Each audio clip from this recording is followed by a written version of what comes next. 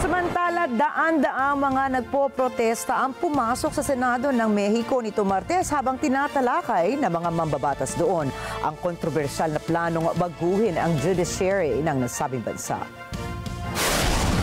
Nangyari ang insidente ilang oras lamang matapos makuha ng ruling party na Morena ang mga boto upang maipasa ang panukalang judicial reform.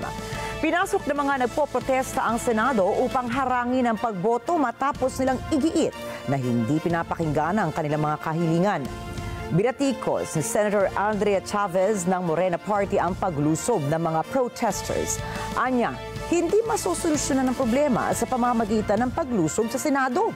Subalit may iba ring senador na sinisisi ang ruling party kung bakit umabot pa sa ganoong level ang protesta.